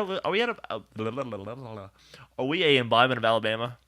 We are a metaphor of mediocrity across these past few years, but we're getting better. Oh gosh. I was 6 for 7 on that, Drew. You were 4 for 7. So now what I wanted to do is I wanted to look over our keys to the game and our hot takes. Okay. So I'm gonna run through my keys and tell you if I think we got it, and yours as well. My keys were to run the ball consistently. We did that for 5 rushing touchdowns on 313 yards. That's ridiculous. Throw the ball down the field. We did a little. I'm going to say yes. We had a few 30, 40-plus yard touchdowns. Shorts and Cutie had some deep ones. Yeah, and you count the Willie's touchdowns. Cutie. Have you ever gotten to the bottom of that, how that's pronounced? Because I swear, I hear everybody who gets paid to, I guess we get paid to do this also, but everybody on the actual airwaves says it's Cutie. So I don't know. Yeah, you know what? I think he'll be fine with either. And when he gets to the NFL, assuming he does, man, they're gonna straighten that name out. Yeah, I wouldn't say that's a hot take. he's really good. He's a beast. And I mean, he won the Lufkin district player of the year 2 times in a row in high school, and then comes into college and keeps it going. So he was a guy we expected to be big. Right. Well, not big, but play big, under 6 feet. But not important, man. Dang, that's what we do. With the short joke. What's up with that? That's what we do. We take the Wes Welkers and the receivers. Amendolas. The Amendolas. I believe he's under 6 foot too, as well. I'm not sure. I'd have to check that. But we take those slot receivers, and that's what I feel like Tech can recruit there with just about any team in the nation. That's what we feature is those slot receivers. And my final one was wake up. We woke up big time. Yes. We played with intensity like I was hoping for on both sides of the ball. So I'm going to say I'm 3 out of 3 on my keys to the game. Now, Drew, I have your keys to the game, and I want to just see your reaction to say if we did that or not on each of them. Don't let this game be a letdown. I don't know if we did that or not. We definitely did not let this game be a letdown. So that's a check mark there, yes. Bounce back with a strong run game. Dang, we're on point right now. Let's go. We're slaying this. Actually start fast. You said this. It is so sarcastic. But guess what? 21-0 to start the game. 3 straight drives. I'll take that all day. If we have that against West Virginia, we will win. We started fast on both sides of the ball. Right. Hold Kansas to 15 or less points. That's all I want. That makes me mad. It's fine. Gosh. That's the only thing that I saw that you didn't. Dang it. That you didn't get. I'm being too bold over here. I mean, hey, both of our points, we'll get. I think we'll get to that in a minute with the over-under. Fortune favors the bold, as Cliff used to say. Okay, well, anyway, we averaged it really good. I'll talk about that in a second. But the final one, and the 5th one you said, was get red zone points. We did a pretty darn great job of that. After the inefficiency that was OSU, we did a pretty good job of that. Yes, pretty good. Now, here's the hot takes from last week that I said. I was wrong that Tech not covering the spread. We won by 46. Cameron Batson. What was the spread, 17? Yeah, it was like 17 and a half.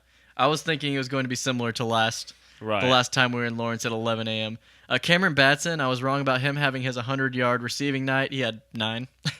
9 total yards. Antoine Wesley did not have a cool one-handed catch. I was hoping for one. I didn't see him much on the stat sheet. I didn't notice if Tony Jones even played. I said that Tony Jones was going to get some turnovers.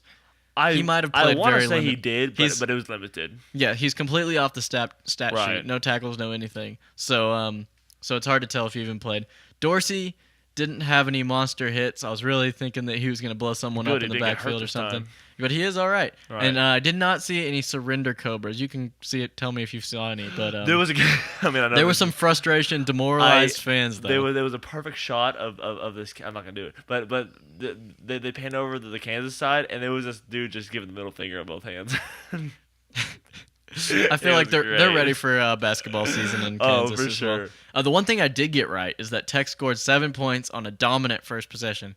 Man, they didn't look like they had a chance to stop us. They went. It was like a hot knife through butter. It was amazing. I mean, it was like a minute and a half gone, and we had 7.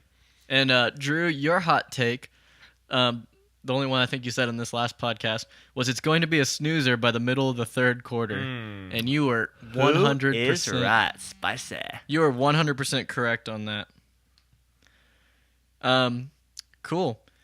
So bummed on ice cream. Watch them all slide off. I don't even know what my you dad said. used to say it to me all the time. It's fine. Okay, so now let's review our Kansas score predictions.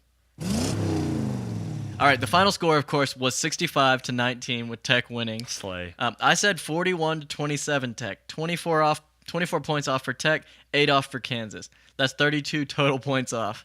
Man, I'm just not good at these score prediction things. I'm afraid to even say my score prediction for this week. Drew, you said 56-10. You were 9 off for Tech and 9 off for Kansas. That's like Nene. And you got the differential was perfect. 9 off for both of them. Together, our average score was 48.5 to 18.5. 48.5 to 18.5, which was off by 17 total points in the game. You let the whole team down, John. But hey, 17 total points, that's not the worst prediction. Not but check all. this out. Together, our average for KU for the opposite team was half a point off. Oh, wow, nice. So if you average us, you might get a better feel of how the game will actually win some go. money on Vegas. So yeah, we basically narrowed it down to the Kansas score. Cool. Any other things about that score?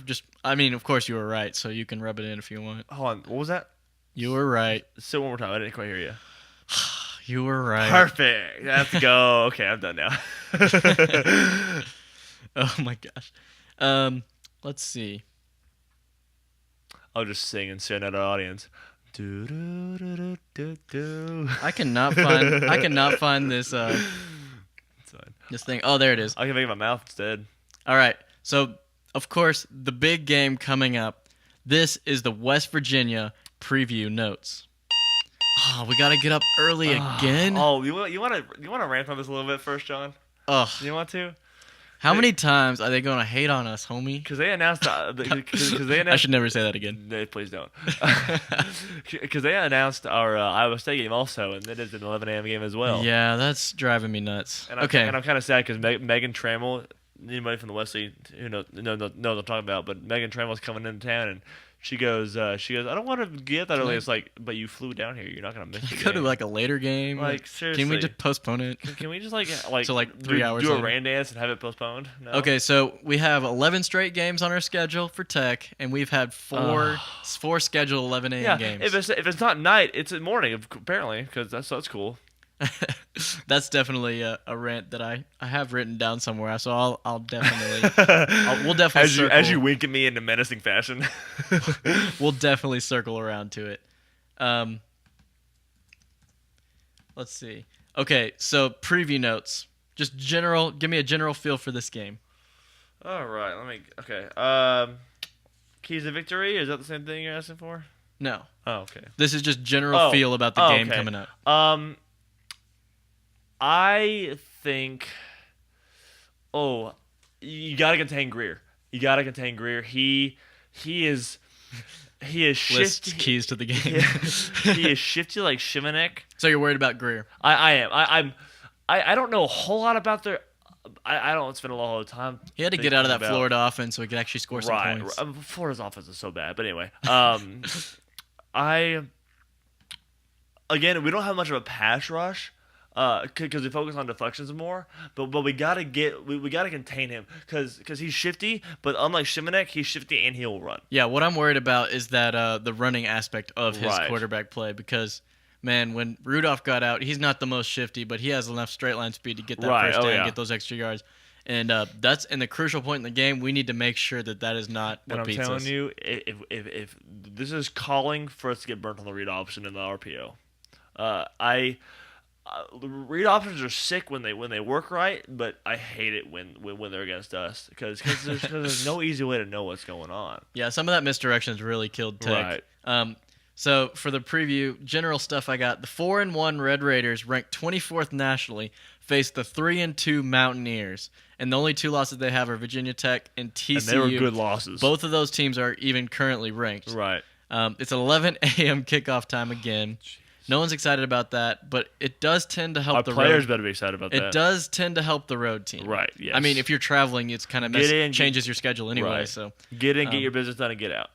Yeah. It's airing on ESPNU, so the viewers in this game will be very low, even for an 11 a.m. game. And I was like, so what games are more important than the Tech game at 11 a.m. in the morning? Though. So I mean, I guess we're Tech fans, but it's not cool. Are we?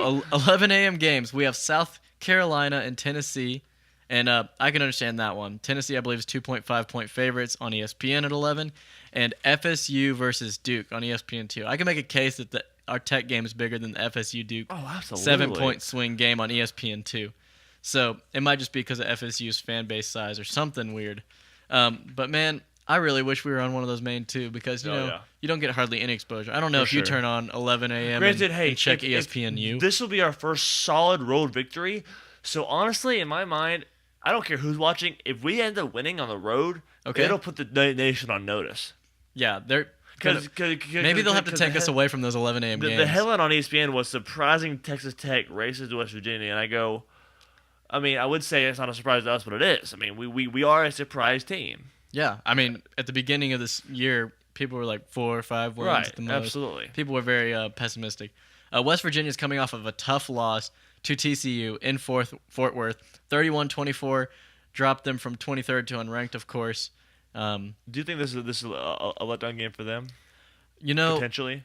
Well, I think it lights a fire under your butt if you lose the week previously. Well, see, they're 2 losses now, so they're out of the. Not that they were going to be in the playoffs anyway, but they're out of the playoff talk. It's a lot easier to have a letdown game early in the morning. Also, that's why we were about Kansas at first. That's true. It's been a while since we've beaten West Virginia, though. They lead the series 4-2. We haven't beaten them since 2013, because I believe I was at a college visit when it was the last year of Tommy Tuberville. Yeah, no, 2013's Cliff. And there's the Jason Morrow touchdown at the end. Right. They lead the series 4-2, 6 games where we played them. Of course, the last 5 years once we've been in the same conference, and then once in 1938. But they've won the last 3. That was a good year. They've won the last 3. Our last victory, Morgantown 2013. That was everyone freaking out. Davis Webb is the best quarterback ever. Jason Morrow. That's right. I remember that game. That was the 37-27 victory. Okay. I was on a Wesley retreat actually, and we watched it on this tiny TV outside. Look at that, the irony. So it's pretty cool to come full circle around. So the reason why it's irony is because we have a retreat this weekend as well. Last year, West Virginia was 10-2. Then it ended with a bowl loss to QB Brad Kaya in Miami. They were. That's a pretty good season. I don't know what their 2 losses were to, but they were in the conversation to take the conference until late in the season. Yeah, they were pretty. Anytime you win 10 games, it's a pretty good season for sure. Will Grier has similar stats to Shimanek. If you look at their overall stats so far on this season, actually both teams are lined up pretty evenly across the board. I'll talk about that too. So. Pretty similar to Shimanek, 1,740 yards, 1,740 yards, 16 touchdowns, QBR of 81.5. Justin Crawford's a very good running back, 562 yards, 6 touchdowns on the season. Their leading yardage receiver is Gary Jennings with 518 yards and 1 touchdown. But don't you have the another receiver that's probably even more of a problem, a guy to watch out that everyone's eyes should be on? I don't know much about him, but David Sills, I've been hearing his name a lot.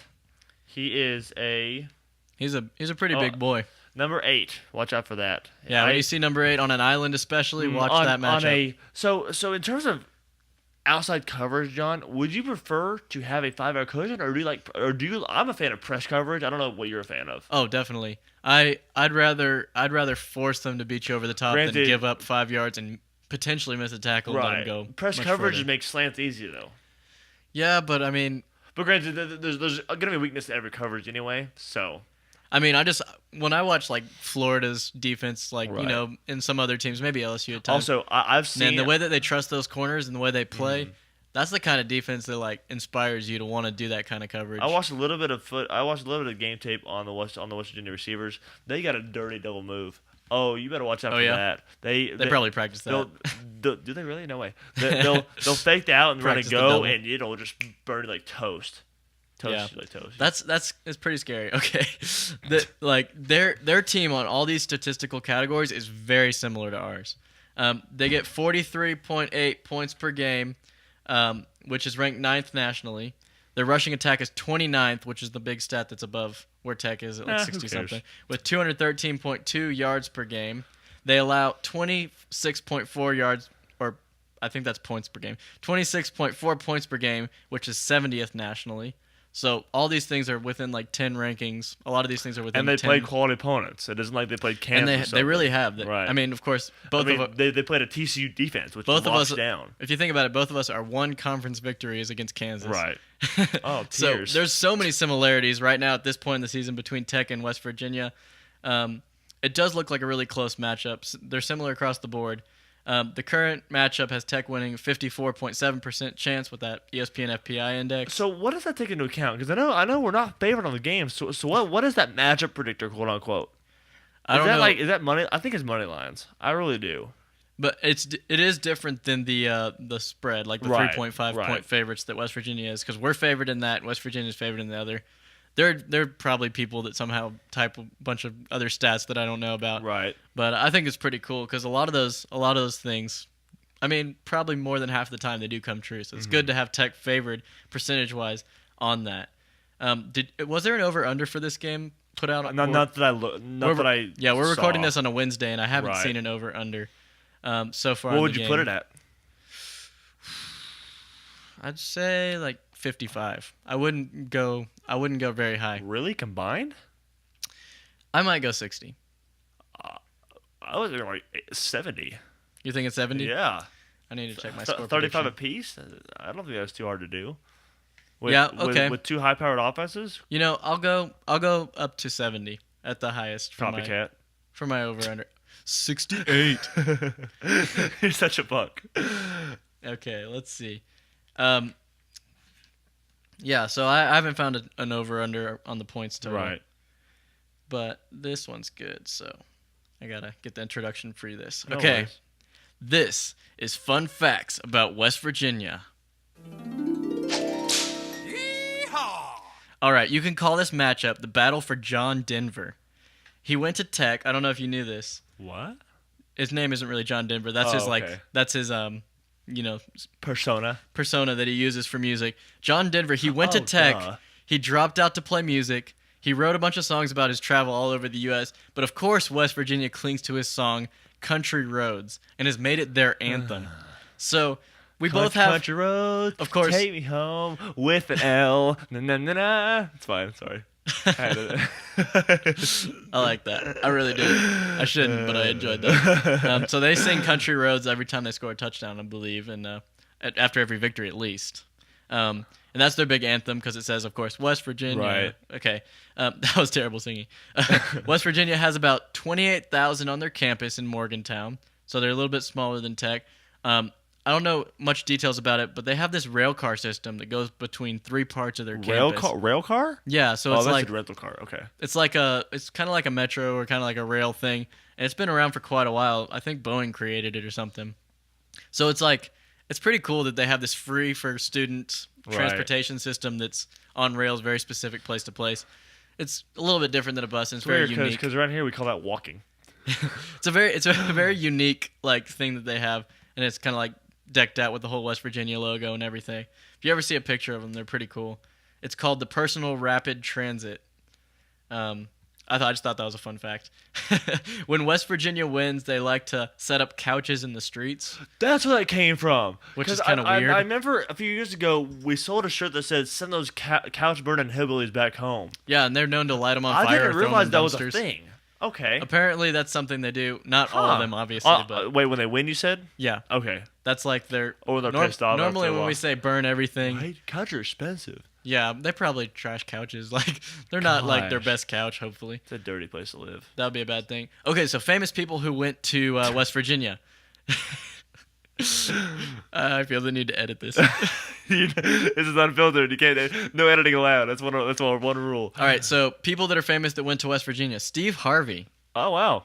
NBA Hall of Famer So Jerry screw-ups. West, and Ken Kendrick. I don't know if you know who that is, but he's the owner of the Diamondbacks. So that's you pretty say Jerry cool. West also? Yeah, the Oh, nice. NBA Cool. Hall of Famer. The NBA logo for those of you who don't know who that is. Dope. You didn't know that? I did not Oh, know cool. that. That's a fun fact right there. Drew's special. I am always special. That's what says at least. I'm not saying you are special. I'm saying that was your special, that you brought that fun fact to this. My only contribution to this podcast. It's fine. No, this is a part that I just looked up some random stuff. So, of course, every week I like to talk about the mascot of the other team. The Mountaineer, of course, is their mascot. became their mascot in the year 1934. Mountaineer comes from the Mountain State, which is West Virginia. They're called the Mountain State, like Texas is the Lone Star State.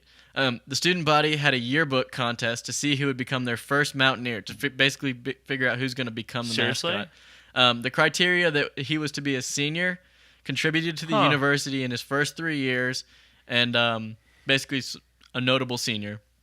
He wears a traditional buckskin uniform with a raccoon skin hat and a musket. So about exactly what I pictured Davy Crockett looking like. Right. So it's pretty cool. Does his musket fire? Oh, I that's a dumb question. Why would it fire? He's in a mass of people. Whoever is the Mountaineers mascot is on full scholarship at West Virginia. What? Full scholarship, I believe. Are you joking? I know they're on scholarship. The musket is real, by the way. Really? It's a real musket. And speaking of muskets, West Virginia has won 17 national rifle championships. That musket scary. Heyo. They have 17 rifle championships. I don't know if you knew this, but that's a real NCAA sport, shooting rifles for accuracy, I guess. Cheerleading. So if you're going to be a school with a gun mascot, a mascot with a gun, winning rifle championships is pretty dope as well. Much like Tech, after a score, the Mountaineer mascot fires his musket, and so I don't know which one came first. Is it on field goals or touchdowns or both? I think it's after a touchdown is my guess. It says score. But that's the last fun fact I have about West Virginia.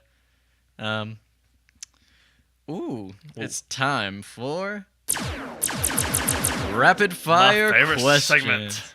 That's a pretty good segment, isn't it? Okay. Does Tech win the turnover battle? Absolutely. All right, I'm going to go with yes as well. Does Tech get 7 on their first possession this week? Yes. I'm saying yes as well. Let's go, John. Does Tech have the lead at halftime? Oh. Yes, but not a touchdown. I'm not going to do ands or ands ifs or buts about it, but yes. Okay, I'm saying no with that one. Does Shimanek have more passing touchdowns in this game than Greer? Passing touchdowns. No, because we do have a heavy run game again. I'm going to go with yes on that one. Way to go, John. Lock it down.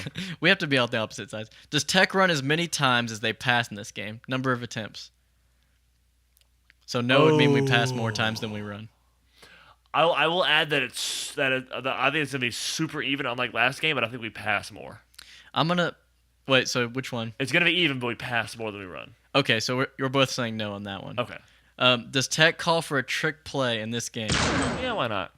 YOLO. Yeah, I'm gonna say a trick play as well. Okay. Will Tech keep Will Greer, or Grier, I don't know how to say his name, out of the end zone? So that means no rushing touchdowns for him as a QB. No. He is 1. Yeah, I'm going with no as well. Okay. Does Tech get another defensive touchdown in this game? Ooh. I'm going to go yes. I'm hesitant, but I'm going to go yes. That's pretty bold. I'm gonna say no on this one. But I can definitely understand that. Does Nick Shimanek keep his jersey clean through a half? That means no sacks taken through a half. Is their D-line that good? They do a lot of dropping 8 and rushing 3 against Tech. So there's a possibility. I would hope that our O-line can hold a 3-man rush. I'm going to say yes. I'm going to say a strong no on that one. A strong no? We haven't shown many. True. Oh, yeah, because we had 3 sacks against Kansas, didn't we? Yeah, they sacked us 3 times. Can I change my answer? Or is it like submitted and it's a grade now? It's submitted. Oh, boo-hoo. You failed. Actually, what if you got it right? That could be cool, too. Yes, let's just keep that. All right. You know what time it is. Hype train has no brakes. Let's go. All right, this is the over-under questions. All right, starting with over-under. 70 total points in this game. Over. Over. On heartbeat. Dang, I actually have an over, too. So earlier I was saying maybe 70. Okay, I put 70 as well. Over 70. Over-under. Tech holds West Virginia to 120 yards rushing in this game. No. I don't think so. If we can't hold Kansas, I don't see why we'd hold West Virginia. You're going over? Yeah. I'm going to go over as well. Over under 900 total yards in this game. Oh. That's a tough one. I'm going to say over. I'm going to go over as well on that. Over under 400 total yards for Texas Tech in this game. Over. I'm definitely over as well. 3 total turnovers in this game. So 3 total turnovers. Push. I'm saying under. Oh. We have the whole gamut. Watch out. 5 total sacks in this game. Ooh, that's kind of a lot. I want to go under. I am going with under as well. Over, under. 5 11 a.m. games for Tech this year. Sorry, hold on. I'm just venting. We already have... We have 4. Next week will be our 3rd or 4th? Next week will be our 4th. And so I'm saying over, under 5 games. You could say push as well. I'm going to say push. You're going to say push? Wait, that does count road games. I'm going to say over. You're going to say over? I'm going to say under, meaning after. Even the Big 12 Championship is an 11:30 game. It's stupid. That's true, too. I'm going to say after this game, which is the 4th, we're not going to have another 11 a.m. game the rest of the year. Because 4 is a lot. I'm going to push that, actually. I'm going to push it. Okay, final answer. I don't care what you say. I'm pushing it. Okay, to the limit? It'll be a moral victory if you don't let me switch my answer. All right, moral victory. You can switch your answer to push. All right, this. Oh my gosh, this is the I need a redo. It's fine. 3. This is Tech's recipe for victory. Duh. Winning.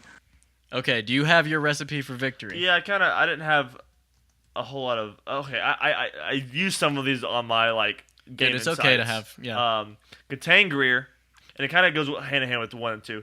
So what do we got to do to contain Greer? Contain Greer. Less than what rushing yards? Find a way to contain him on the read option and RPO, which RPO means run pass option. What would you consider criteria to make that? Holding him to how many yards? Holding him to only 1 rushing touchdown, and let's say 50 of his personal yards. Okay, 50 Yes. yards and 1 touchdown. Yes. Okay. I don't expect a whole lot of RPO because not a whole lot of college. You see more run pass options in the pro than you do college. So I don't think run pass option is gonna be that big a deal, but read option will be.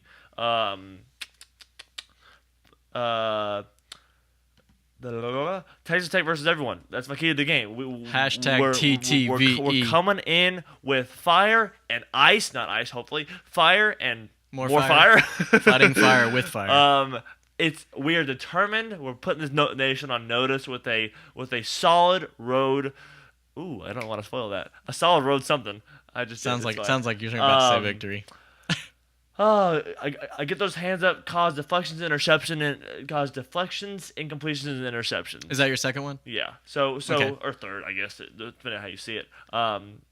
And 5, we need a what? Did I not count That's right? the third one, and then 5. Sorry, it's 5 on my sheet. I combined a few. We need a similar fast start that we had against Kansas. Now, I don't think we're going to go 21 up right. Not up, 21 points because I think they're going to score points before we go 21 zip. But I don't think it'll be 21-0 kind of start, but score at least 3 on the first drive. Do you want to give me a first quarter points scored by Tech that would give us a fast start? That way I can check. I'll go 17, 2 touchdowns and a field goal. Okay, so 7. Which seems high. No, I'm saying that. 17 for the first quarter would be a fast start. Yes. All right. So that's all of your recipe for victory. Absolutely. / keys to the game. All right. Here's mine. Win the turnover battle. I know I say this a lot, but we tied. Keep saying it. Hear it out. We tied the turnover battle at ASU and OSU.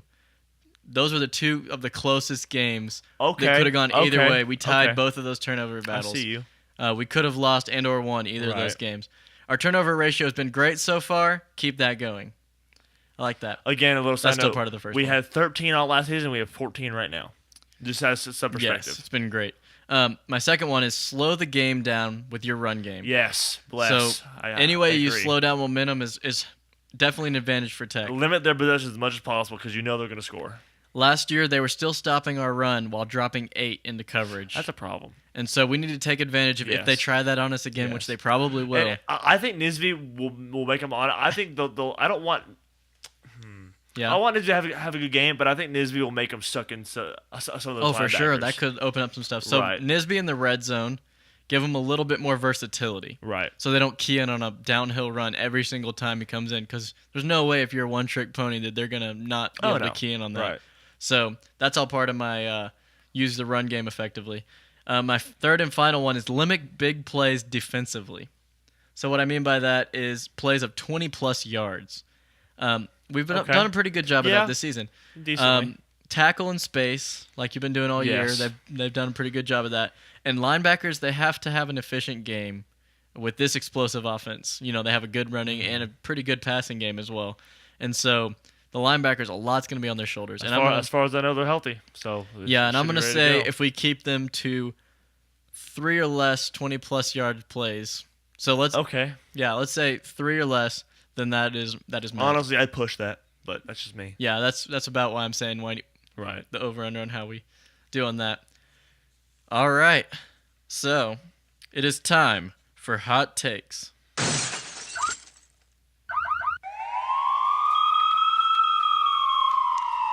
All right, Drew, you said this week you had some hot takes. Yeah, I have 3. One of them is just a hype kind of thing, but because I can't be, I say I can't be more hype. I will be more hype. Yes. Quan Shorts will have an effective outing to put Willie's on notice and step it up. We haven't touched on this yet, but Willie's, as far as we know, I haven't heard an official word or official depth chart change, but Willie's has been replaced on the starting rotation by Quan Shorts. Yeah. It seems like he's been one-upped. In consistency, not necessarily skill, but consistency. He just can't catch the ball. Like you'll see Shivanek. There's been a few huge drops. Right, you'll see Shivanek scramble out of the pocket and do his thing, buying his time, and then you'll just see Willie's had I think 2 drops on that final drive against OSU, which could have moved the ball. I didn't say we would have scored a touchdown like we needed, but we would have moved the ball more. Sweet. And I think Nisby will have a 100-yard game, and we may need him to. Nisby has a 100-yard game. And we may need him to. All right. Sweet. And like I said earlier, I hope for that. There will be I just hope that people's perception of Tech will change with this game, win or lose. I just hope that even if it's a loss, a close game, and their perception being all offense, no defense. Right. I hope students will realize that. I don't know who wouldn't at this point, but I hope that our reputation on the students and the general nation audience will as well. Right, because if you remember back, I don't know what his name was, but some guy in the first week of the season picked Eastern Washington to beat us. Remember that?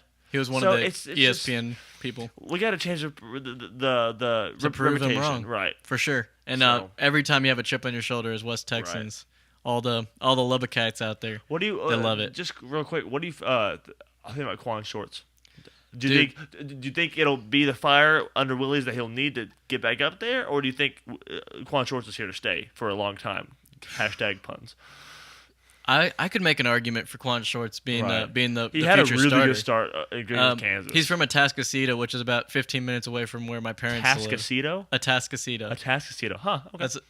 It's cool. About 15 minutes away from where my parents live in Kingwood.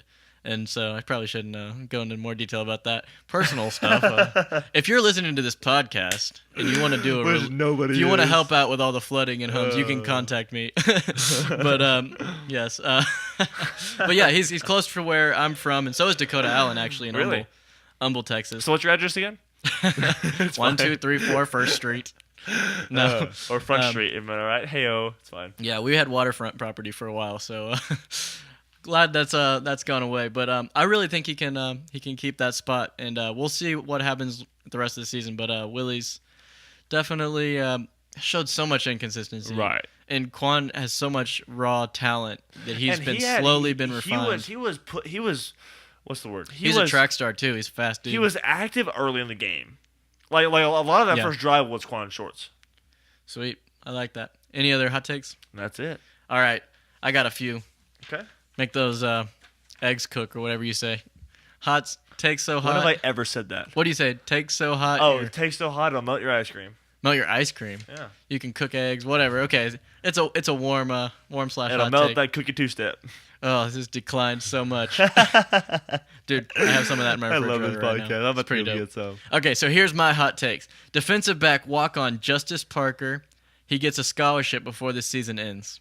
Man, every time he's on the field, he's had clutch plays. He's a camera hog. He just did on every play. He's there, and he's making big plays, and he's showing that he's better than a lot of these people we gave scholarships to. So I say, do you know where he's from in terms of hometown? I don't have that written down here. But he is definitely small town, or definitely has a country accent. They had a post-game press conference. I didn't even know he was white. It's fine. Not that that's the most important no, thing. Not at all. I just, facts. Dylan Cantrell has multiple clutch moments that keep Tech in this game. I'm saying one clutch catch and one clutch downfield block. I meant to add this last podcast, but Cantrell is actually leading the conference in efficiency. I don't know what his efficiency rating is after this game, but after OSU, he was the most efficient receiver in the Big 12. That boy's got some hands. He catches just about everything that's thrown his way. He's the Jason Witten of Tech. I mean, that's a good comparison. You can drop a soapy anchor. You can throw a soapy anchor at him behind him, and he's still catching it 3 yards. That's a saying I've never heard before. Yeah, I just made it up. Throw a soapy anchor. Oh my gosh, this game. I'm gonna just keep going with hot takes. Okay. This game is a nail biter the whole way. Never more than a 10-point difference in this game. Are you saying 10 points? Like there will be 10 points or not 10 points? No higher than 10 points. Okay, gotcha. So there's never going to be a 2-touchdown lead or a higher than 10-point game. Justin Stockton has more yards than Justin Crawford in this game. That's the West Virginia main running back. Okay. So that's a pretty bold. Unless we curse him and he gets hurt, Yeah, with the promo videos, yes, that happens. Shimanek throws a head scratcher of an interception in the second half of this game. Why do you do this to me, John? Because my hot takes never come true, and I'm hoping Shimanek doesn't throw a second. Hey, man. Okay. The winner of this game has a last-minute drive to give them the lead and the touchdown, and I'm calling it in the last 60 seconds of the game. John, I don't like the way you're going with this. The classic heart attack Tech game. Yes. I can't take another OSU game. I literally was sitting at the OSU game thinking, I literally don't know if I can do this. Yeah, there was major panic attacks happening. I was like, "Is Drew okay?" I wasn't. You were not okay. All right. So it's time for score prediction. Touchdown! And anytime there's a Big 12 game, there's going to be some touchdowns. Well, it's funny how I said over under on the 70. Score wise. Everything's relative here. We're just making up stuff the whole time. So. I find it interesting how you say it's not going to be any more. It's going to be nail biter, no more than 10-point lead either way. I have Tech, and again, like I said, the hype. I on the opening podcast, I was thinking very much logically. I was thinking like, hey. And obviously, I didn't know how the whole season preview. Right, I didn't know how our defense was going to play, and I start the season thinking very logically, thinking very down to earth, and then as the season gets going, I get hype, and they just like we're undefeated by the time. In my head, we're undefeated anyway. I think Tech wins this. You think Tech's wins? That hurts me. Okay, I give me a score. Hernia doing that. Give me a score. 45-35. 45-35. You're giving us a 10-point game. I think it'll be close. But we'll score that last touchdown to give us enough cushion to finish the game out. All right, and what was your preseason prediction for the game? Do you remember who? It was a loss. You had a loss? Yeah. So you're changing that. But again, the hype train just keeps building me up again. Dude, for sure. Like I don't like if before, at the beginning of the season, if you said we had a 10-point victory at West Virginia, I would have been nah. And this not a chance. Will be like I talked about the picture earlier. This will be the first game in my mind that gives us a good picture of our team. It will be a quality road win against a competent opponent. And sadly, most of America won't see it with ESPNU for sure. But man, wow, this is a game that could define the rest of the season. As Soulja Boy puts it, we don't appreciate you. It's fine. It's fine. We'll just have a moment of silence after that. Oh my gosh. That's like a 10-year-old reference now. It's fine. I'm 10 years old. Okay, so I'm going to have to tell you my score prediction. I'm sticking to my original prediction at the beginning of the season. I don't remember what that was, honestly. My heart believes we can win this, but I'm sticking with the prediction. John. At the beginning of the season, I want to be consistent across this whole season. I don't care about consistency. and I'm going to say Tech loses by 1 point. And the reason I say what is wrong with you? The reason I say that is because my heart believes that they'll win, but I'm sticking with my preseason prediction throughout this whole. Is it going to be this that? whole Is it going to semester. be that 1 point of like missing the extra point? Like well, let me explain. I have 38-37 West Virginia, and like I said earlier, remember that last second touchdown drive is the one that wins the whole thing with less than a minute left. I'm saying it's going to be consistent with what I said before this season. And I just want to be Drew changes his answers, and I want to be the one that keeps mine, just to be kind of like the opposite person. But that being said, I know Tech is capable of a victory in Morgantown. That hurts me. That score hurts my soul, John. Yeah, I mean, they have to show everyone this game. They have to show everyone that they deserve that number 24 ranking or higher. My butt just puckered a little bit when he said that. I got so nervous. like I can already feel the tension of that game right now. Yeah, so 38-37 is my score prediction. We'll definitely get back around to talking about this, and I pray that I'm wrong. Do you think that your score would leave us still ranked or no? No. Because mine would. Mine might go up to like 20 or something like that. Yeah, I think I would say no higher than 19. Okay, Mr. 68. It's fine. I'm going to say no higher than 19. I could see 20 if we beat them by 10. I can see 20. Maybe 21. Who knows? Okay. Other than that, else? I think I'm good unless you have anything to add. People who are, I didn't forget to say this, but people who are watching the video, this is Micah right here. Y'all podcast people can't see, but he's been shaking his head and disagreeing with all our over-unders and stuff. All of mine. John's his best friend, apparently. But as for the podcast, we're brought to you by Blue Apron. It is a home delivery service, prepackaged, pre-portioned ingredients delivered right to your door. Easy to make, step-by-step instructions. Super fresh ingredients, farm to table, I guess. Sorry. Brought right to your door. And brought right to your door, anywhere from 30 to 40 minute cook time. And believe me, I've tried it. It's that accurate. As far as the podcast, you can find this on SoundCloud, my personal Facebook page, which will link you back to SoundCloud if you don't know what SoundCloud is. And then iTunes, you can subscribe there. It's called Reading Between the Lines by Drew Parker. You don't have to have my name on it, but Reading Between the Lines. And the logo is a white RBTL for short. And you subscribe to there, or if you want to test the waters, you can download. All we ask is you to try us out. Yeah, you can check it out. I'll put sectionals to each part of the entire video as well on YouTube. John, JOHN, double T at the end there. Search Texas Tech and you can find it. As for that, I'm going on a retreat. John's not, but that's fine. Yeah, the game will actually be 10 a.m. where I'm going to be, so it's going to be weird. Oh, yeah. You have to wake up really early. And obviously, I don't know. We have a lot of out of town listeners, so y'all can't just come for a retreat. But if any of you Lubbockites, not Lubbockians, that sounds weird. If anybody in Lubbock who wants a church community and is wanting to get to know people and have a good time, come on the retreat. Come to Underground tomorrow, which this is Wednesday. So come to Underground, Wesley 2420, 15th Street at 8:00, October 12th is tomorrow. Yes. And a lot of people are going. You'll hear about it. We'll talk about it, and you can get signed up if you want to go. Go ahead, John.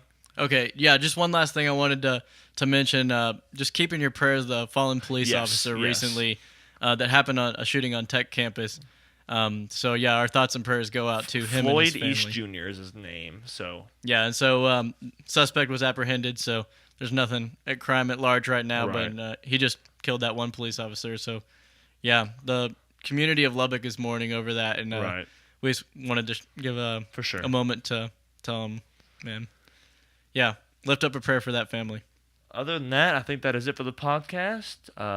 Again, I'm not going to repeat it, but we just told y'all where you can find it. Other than that, I am Drew, your host, with my co-host. My name is John Sterrett. There you go, and the weirdo Micah right here, which you can't see, but he's on the video. Other than that, wreck 'em Tech. All right, wreck 'em.